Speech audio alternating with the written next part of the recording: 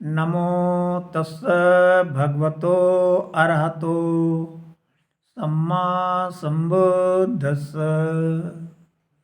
नमो तस्स भगवतो अरहतो सम्मा संबुद्धस्स।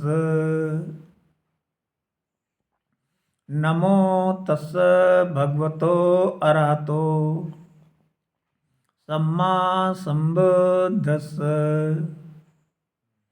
नवोधाय मित्रों, आइए धम्मपद की 66वीं तथा बालवग्ग की 7वीं गाथा का हिंदी अर्थ समझते हैं।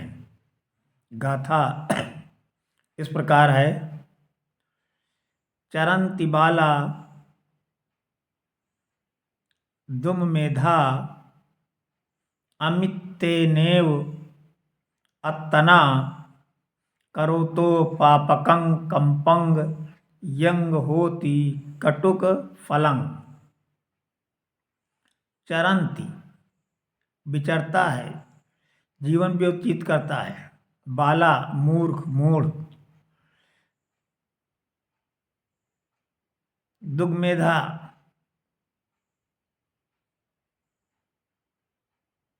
दुर्बुद्धि, खराब समझ वाला। अमित्तेनेव अमित्तेनेव अमित्तेन धन एव, शत्रु की तरह व्यवहार करते हुए। अतना अपने लिए, करोंतो करता है, पापकं पापपूर्ण, कम्मंग कर्म, यंग जिसका होता है, कटुक फलम कड़वा फल।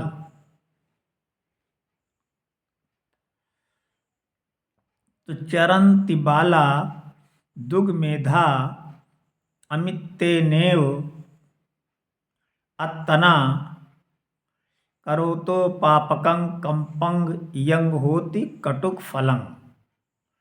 दुष्ट बुद्धि वाले मूर्ख मनुष्य अपने ही साथ शत्रु जैसा व्यवहार करते हुए जीवन व्यतीत करते हैं। वे ऐसे पाप कर्म करते हैं जिनका परिणाम कड़वा फल देता है, अर्थात बहुत दुख देता है।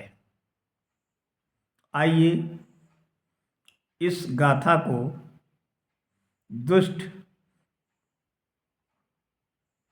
व्यक्ति अपना शत्रु स्वयं है, इस गाथा को सुप्रबुद्ध कोढ़ी की कथा से समझते हैं। कथा इस प्रकार है। राजगृह में सुप्रबुद्ध नामक एक कोढ़ी रहता था। उदान ग्रंथ में उसकी कथा का विस्तृत ढंग से वर्णन किया गया है। एक दिन सुप्रबुद्ध धर्म सभा में एक किनारे बैठा हुआ धर्म प्रवचन सुन श्रोतापन्न को प्राप्त हो गया। उसका मन प्रफुल्लित उठा और वो शास्ता को अपनी सफलता के विषय में बताने के लिए चल पड़ा। देवराज इंद्र ने इसे देखा तो सोचा कि सुप्रबुद्ध की परीक्षा लेनी चाहिए। अतः वो सुप्रबुद्ध के सम्मुख प्रकट हुए और कहा, सुप्रबुद्ध, तुम बहुत ही गरीब हो, अतः दया के पात्र हो। तुम सिर्फ इतना कह दो कि तुम्हें तथागत के त्रिरत्न बुद्ध, धर्म और संघ में कोई श्रद्धा नहीं है, मैं तुम्हें धन से माला माल कर दूंगा। सुप्रबुद्ध इस बात से खुश नहीं हुआ, वरन नाराज होते हुए कहा, अरे मूर्ख निर्लज्ज, तुमने सोचा कैसे कि मैं दरिद्र, कृपा एवं दया का पात्र हूँ।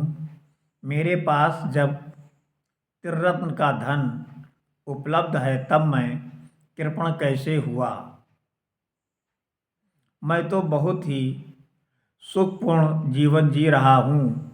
मेरे पास प्रचुर मात्रा में धन है, क्योंकि जिसके पास श्रद्धा, शील, ह्री,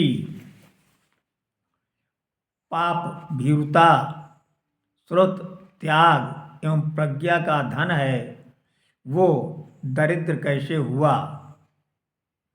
उसका जीवन तो पूर्णतः सफल जीवन है। मेरे पास ये सातों आर्योचित धन हैं। जिनके पास ये सात धन हों, उन्हें बुद्ध या प्रत्येक बुद्ध भी दरिद्र नहीं कह सकते। ये उत्तर सुन देवराज वहाँ से चले गए तथा शास्ता के पास जाकर बताया कि किस प्रकार उसने सुप्रबुद्ध की परीक्षा ली थी और किस प्रकार सुप्रबुद्ध परीक्षा में खरा उतरा।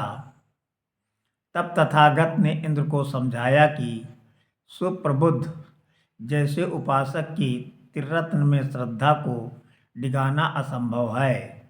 बाद में सुप्रबुद्ध भी शास्ता के पास पहुंचा और उसने अपनी सफलता की चर्चा की।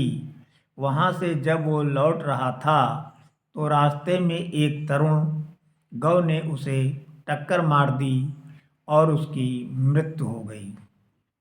भिक्षुओं ने शास्ता से सुप्रबुद्ध के मृत्यु का कारण पूछा। बुद्ध ने बताया कि वो गौ वस्तुतः एक यक्षिणी थी, जो अनेक जन्मों से 4 पुरुषों को, जिनमें सुप्रबुद्ध भी था, टक्कर मारकर मृत्यु के घाट उतार दिया करती थी। वास्तव में एक पूर्व जन्म में वो यक्षिणी एक वैश्या थी और एक बार ये 4 युवक उसके साथ मौज मस्ती करने जंगल गए। दिन भर उसके साथ मौज मस्ती किया और फिर संध्या होने पर सोचा कि क्यों ना इस वैश्या के सारे आभूषण छीन लिए जाएं तथा उसकी हत्या कर दी जाए। वैश्या को जब वे मार रहे थे तब उसने भी प्रण लिया कि मैं भी अनेक जन्मों तक यक्षिणी का रूप लेकर इनके मृत्यु का कारण बनकर इनसे बदला लेती रहूंगी। अगले जन्म के बारे में पूछे जाने पर बुद्ध ने बताया कि उसका अगला जन्म 33 दिव्य लोक में हुआ है। वो किस कर्म के कारण कोढ़ी हुआ, इसका स्पष्टीकरण करते हुए बुद्ध ने बताया कि एक पूर्व जन्म में तगरशिखी प्रत्येक बुद्ध को देखकर उन पर थूकते हुए उसने कहा था, ये कौन कोढ़ी जा रहा है? अपने इसी कर्म के कारण वो नरक में पैदा हुआ और इस जन्म में कोढ़ी हुआ। गाथा समाप्त। नमो बुद्धाय। धन्यवाद।